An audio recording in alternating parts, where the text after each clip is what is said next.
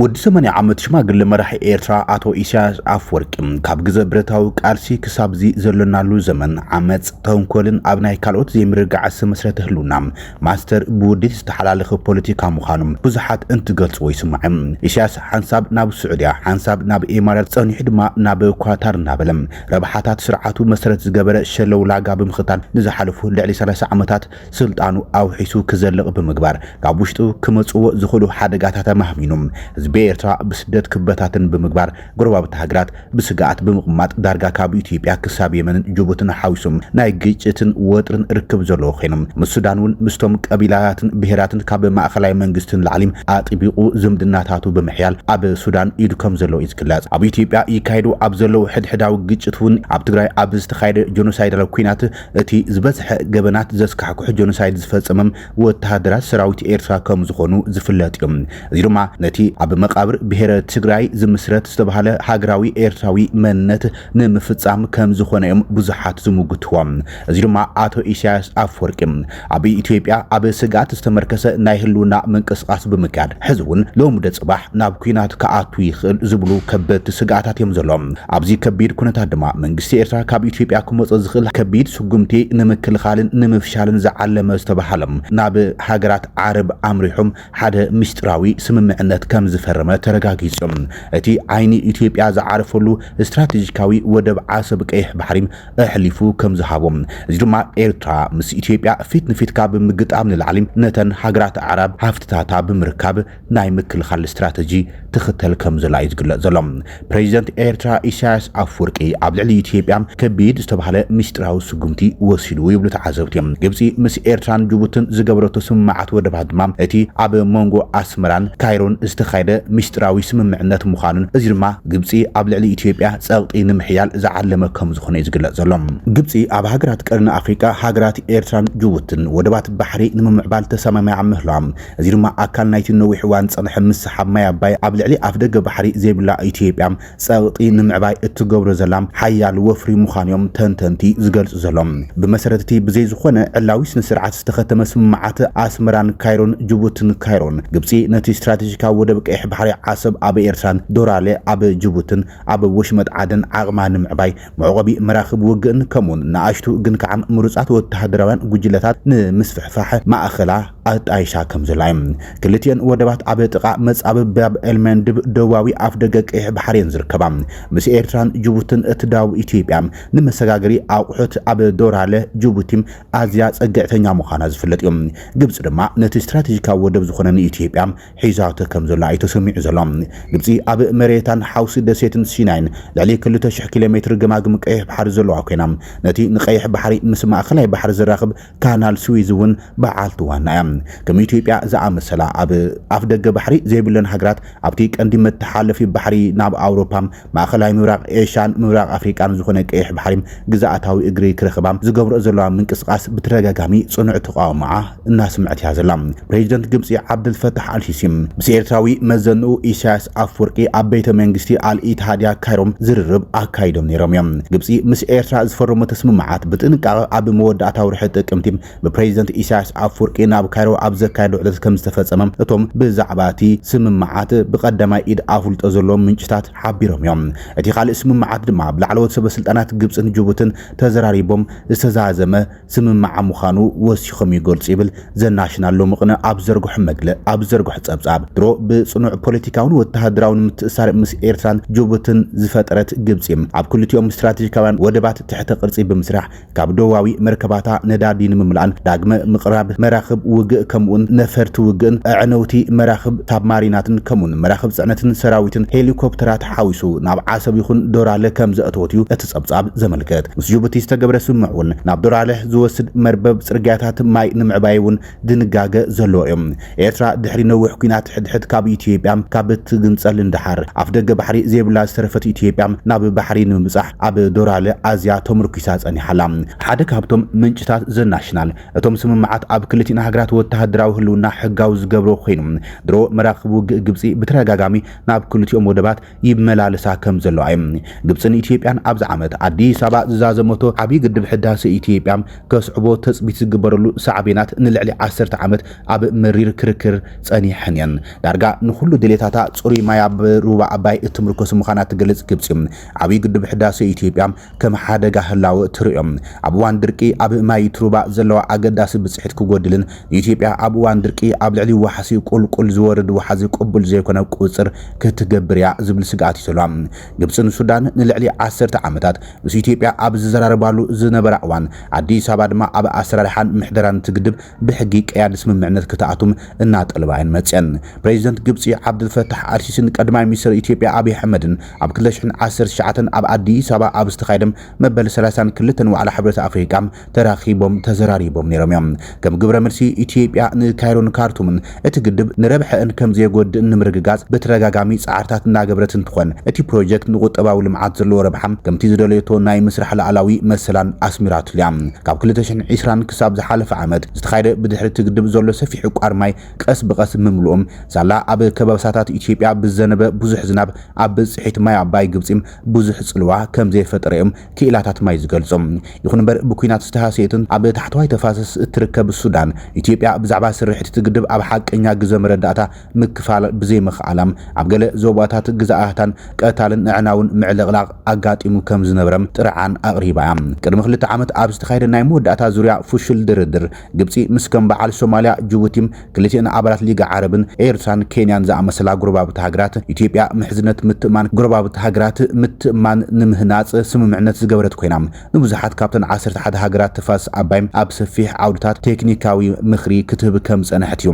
ኣብ ዝሓለፈ ዓመት ግብፂ ኣብ ሶማልያ ሰራዊትን ኣማኽርቲ ወተሃደራታን ክትቕምጥ ጀሚራ ክልቲአን ሃገራት ስምምዕ ምክልኻል ድሕሪ ምፍራመን ግብፂ ንሶማል አንጻር እቲ ግብረ ሽበራዊ ጉጅለም አልሸባብ ኣብ እትገብሮ ቃልሲ ንምሕጋዝ ኣጽዋር ኣማኽርትን ጸረ ሽበራን እውን ኣቕሪባ እያ ኣብቲ ሃገር ኣብ ዝካየድ ሓዱሽ ተልእኾ ዓቃብ ሰላም ሕብረት ኣፍሪቃውን ክትሳተፍ ሓሲባ እያ ኣብ ልዕሊ እቲ ግድብ ብዕቱብ ክልቲኣዊ ይኹን ስሉሳዊ ድርድር ዘይምግባሩ ሕጂ እውን ዝያዳ ትኹረት ኣብቶም ብርግጽ ኣብ መንጎ ካይሮን አዲስ አበባን ወጥሪ ዝፈጥሩ ዘለዉ ዞባዊ ጉዳያት ምዃኑ ይብል ኣብ ብሪጣንያ ዝመደብሩ ኣሰናዳኢ ኢትዮጵያ ኢንሳይት ዊልያም ዳቪሰን እቲ ወጥሪ ኣብ ተሳትፎ ግብፂ ኣብ ተልእኾ ሶማልያን ኢትዮጵያን ኣብ ዞባዊ ባሕራዊ ህርፋን አዲስ አበባን ዘተኮረ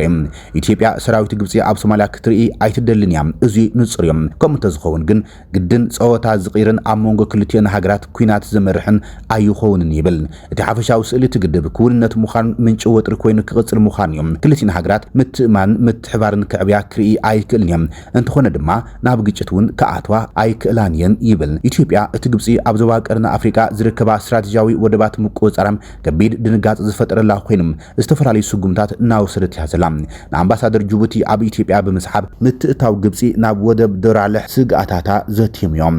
ኢሳያስ ቅድሚ ወርሒ ኣብ ሱዳን ዘካየደ ዑደት እውን ካሊእ ትርጉም ዝወሃቦ ጂኦፖለቲካውን ዞባውን ምዕባለ እዮም ፕሬዚደንት ኤርትራ ኢሳያስ ኣፍወርቂ ብ29 ሕዳር 2025 ላዕለዋይ ዑደት ናብ ፖርት ሱዳን ዝኣተወ ኮይኖም ምስ ኣቦ መንበር ላዕላዊ ቤት ምክሪ ሱዳን ጀነራል ዓብድልፈታሕ አልቡርሃን ብምርኻብ ክልቲኣዊ ዝምድናታት ንምድልዳልን ኣብዚ ዝቕጽል ዘሎ ግጭት ንሓድነትን ላዕላውነትን ሱዳን ደገፉ ኣረጋጊጾም በበዝ ህዝቢ ተቐቢሉ ኣብ ዞባዊ ጸጥታ ምቋም ናይ ወጻኢ ምትእታው ከምኡን ኣብ መንጎ ክልቲአን ሃገራት ወተሃደራዊ ምትእሳር ዘሎም ዝምድናታት ምሕያል ዘተኮረ ዘተካይዶም ነቲ ዑደት ዝምልከት ቁልፊ ዝርዝራት ዝምልከት ድማ እቲ ዑደት ምስ ኣብ ትሕቲ ጀነራል አልቡርሃን ዝርከቡ ዕጡቃት ሓይልታት ሰራዊት ሱዳን አንጻር ቁልጥፉ ሃብቲ ደገፍ ወይ ድማ RSF ምትሕባር ንምርኣይ ዝዓለሙ ኮይኖም ኣድላይነት ስሙር ሃገረ ሱዳን ድማ ኣስሚሩሉ ኢሳያስ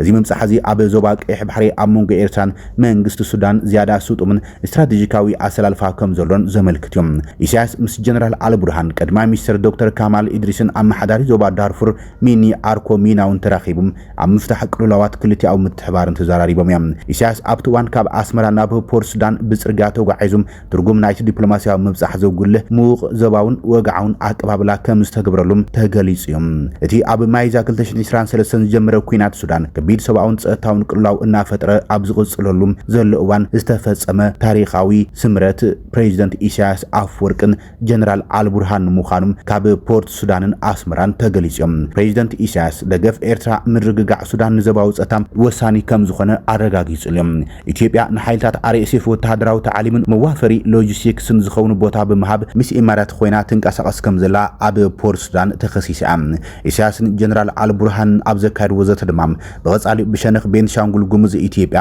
ከሙን ምዕራብ ትግራይን ወታደራዊ ግንባራት ንምኽፋት ካብ ዝተዘራረብሎም አገደስቲ ነጥብታት ምዃኖም ይግለጽ ኢሳያስ ኣብ ግብጽ ዘካይዶ ዑደት ድማም ካለ ኣብ ዞም ወርሓት ዝተራዩ ሓደሽቲ ምዕባለታት ደራኺ ኮይኑ ንረኽቦም ፕሬዚደንት ኢሳያስ አፈወርቂ ካብ 30 ጥቅምቲ ክሳብ 4 ሕዳር 2025 ነቋጽር አውሮፓያን ኣብ ግብጽ ናይ 5 መዓልታት ወጋዕ ዑደት አካይዱም ምስ ፕሬዚደንት ዓብዱልፈታሕ አልሲሲም ኣብ ካይሮ ተራኺቡ እዩ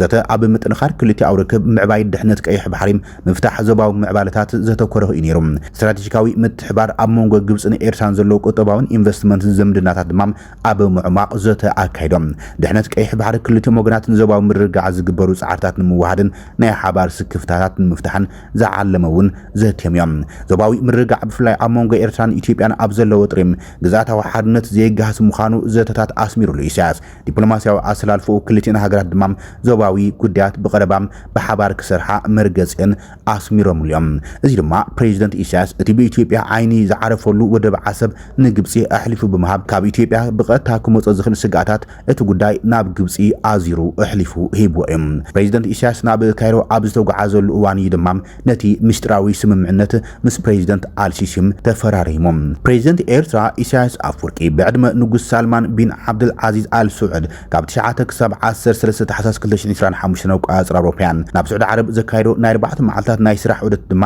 ኣዘራራቢ ዝኾነ ሓድሽ ምዕባለ እዮም ዘተ ኣብ ምሕያል ክልቲ አውርክብ ምስ በዓል መዚ ወደባት ሱዑድ ዓረብ ምትሕባር ምዕባይን ዞባዊ ድሕነት ቀይሕ ባሕሪ ምዕባይን ዘተኮረ ነይሩ እቲ ፕሬዚደንት ብ10 ታሕሳስ 2025 ምስ ልኡል ዘውድን ቀዳማይ ሚኒስትር መሐመድ ቢን ሳልማንን ኣብ ሪያድ ተራኺቡ ኣብ ምስፍሕፋሕ ቁጠባዊ ምትሕባር ኢንቨስትመንትን ዞባዊ ምትእታው ኣገዳስነት ሱዑድ ዓረብን ዘትዮም ኣብ መንጎ ኤርትራን ሱዑድ ዓረብን ዘሎ ስትራቴጂካዊ ሽርክነትን ምጥንኻር ዝዓለመ ዘቶም ኣብ ምርግጋዕ ቀይሕ ባሕሪ ቀርኒ ኣፍሪቃን ተፋሰስ ኣባይን ዘተኮረ እዩ ፕሬዚደንት ኤርትራ ኢሳያስ አፈወርቂ ንልኡል መሐመድ ቢን ሳልማን ኣብ ዘቕረቦ ኣገዳሲ ምሕጽንታ ድማ ሱዑድ ዓረብ ኣብ ገማግም ቀይሕ ባሕሪ ይኹን ቀርኒ ኣፍሪቃን ተፋሰስ ሩባ ኣባይን ጽልዋ ሱዑድ ዓረብ ዝያዳ ከዓቢ ከም ዘሎን ካብተን ንኣሽቱ ሃገራት ወሽመጥ ዓረብ ዝገብርኦ ምትእታው ንምክልኻል ክትሰርሕ ከም ዘለዋም ነቲ ልኡል ተማሓጺንወም እቲ ዑደት ድማ ኣካል ናይቲ ኣብ መንጎ ኤርትራን ንግስነት ሱዑድ ዓረብን ዘሎ ክልቲኣዊ ዝምድናን ቁጠባዊ ርክብን ንምድልዳል ዝዓለመ እኳ እንትኾነም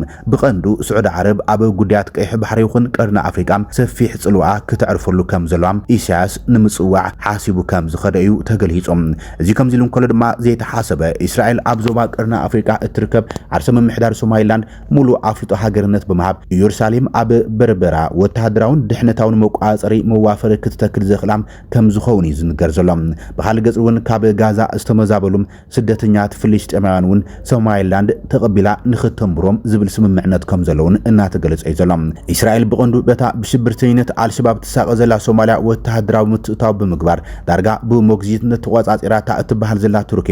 ኣብ ዞባ ንእትገብሮ ንጥፈታት ንምቆጻር ከምውን እቶም መጋበርያ ኢራን ዝበሃሉ ኣብ ቀይሕ ባሕሪ ኣብ ልዕሊ መራኽብ ዘጥቅዑ ዘለው ምስ እስራኤል ዝዋግኡ ዘለውን ሕውቲ የመን ምስ ጉጅለ ሽበራ አልሸባብ ኔትወርክ ፈጢሮም ኣጽዋር የሰጋግሩሎም ከም ዘለውን ጸብጸባት ድሕነት ዘመልክቱ ዘለው ኮይኖም ኢየሩሳሌም ነዚኦም ስጋታት ዝኾኑ ሓይልታት ንምክልኻል ንምቆጻርን ሶማሊላንድ ኣዝያ ኣገዳሲት ኮይና መጽያላ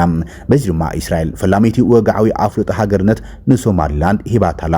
ጎረቤት ሶማሊላንድ ዝኾነት ኢትዮጵያ ቀንዲ መሓዛ እስራኤል ኣብ ኢትዮጵያ ምዃና ኣብ ኣፍሪቃ ምዃና ዝፍለጥ ኮይኑ ኢየሩሳሌም ናብ ኣፍሪቃን ምእታውን ረባሕታታን ምሕላውን እትገብሮ ምጽዓርታት ኣዲስ ኣበባ መርገጺታ ከም ዝኾነት እዩ ዝእመን ኢትዮጵያ ኣብ ወርሒ ጥሪ 2024 ምስ ሶማሊላንድ ዝፈረመቶ ሰነድ ስምምዕነት ምርዳ ኣፍልጦ ሃገርነት ሶማሊላንድ መለሳ ድማ ኣብ ደገ ባሕሪ ክትረክብ ዝብል ምስ ፌደራላዊት ሶማልያ ዘባኣሳ ኮይኑ ናይ መሻርክቲ ሓይላት ሃገራት ስጉምታት ያም እናተጸበየት ጸኒሓ እንሆ ድማ መሻርክቲ ኣሜሪካ ዝኾነት እስራኤል ንሶማሊላንድ ኣፍልጦ መሃባም ንኢትዮጵያውን ብተማሳሊ ዓቢ መኽሰብ ሒዙላ ክመጽእ ይኽእል ብፍላይ ናብ ባሕሪ ንምእታው እትገብሮ ዘላ ምንቅስቓስ ደገፍ እስራኤል ዘለዎ ምዃኑ ዝፍለጥ ኮይኑ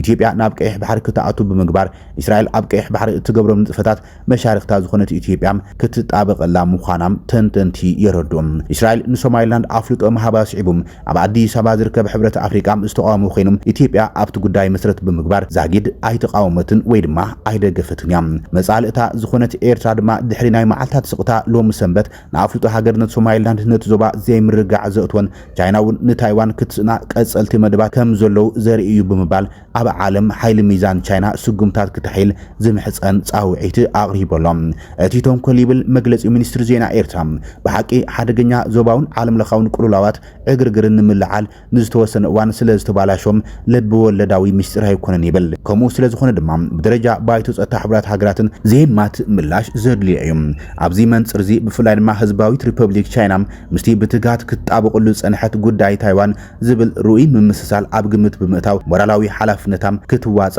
ግዴታ ዘለዋ እዩ ብምባህልዩ ኣዘራራቢ መግለጽ ዘርጊሖም እዚ ኣብዚ ዞባ ቀርኒ ኣፍሪካ እና ማዕበለ ዝኸይድ ዘሎ ሓደሽቲ ጂኦፖለቲካዊ ምዕባለታት ድማ ብቐንዱ ወጥሪ ኣብቲ ዞባ ከም ብሓዱሽ የንሳዕር ከም ዘሎ ዘመላኽት ኮይኖሎም እስራኤል ኣብ ቀርኒ ኣፍሪካ ንሶማሊላንድ ከም ኣገዳሲት ስትራቴጂካዊ መዋፈሪ ተጠቂማ ነቲ ዞባ ወሽመጥ ባሕሪ ዓደን ከምኡን ቀይሕ ባሕርን ጽልዋ ንምሕያል እትገብሮ ዘላ ምንቅስቃስውን ነጥብ መቀይሮ ኮይኑ ተገልቂሎም መንግስቲ ኤርትራ እቲ ካብ ኢትዮጵያ አንጽራሊዎ ዘሎ ኣፍ ደገ ባሕሪ ዝብል ዓቢ ኣጀንዳ ንምክልኻል ድማ ምስዑድ ዓረብን ግብፅን ምስጢራዊ ስምምዕነታት ብምፍጣር ነቲ ውግእ ከበግስ ይኽእል እዩ ዝበሃል ዓሰብ ንካይሮ ኣሕሊፉ ብምሃብ ዓርሱ ናይ ምክልኻል ስጉምታት ወሲዶሎም ብወገን ኢትዮጵያ እንታይ ዓይነት ቀጸልቲ ስጉምታት ክውሰድዮም ገና ዝረኣዮም ክኾኑ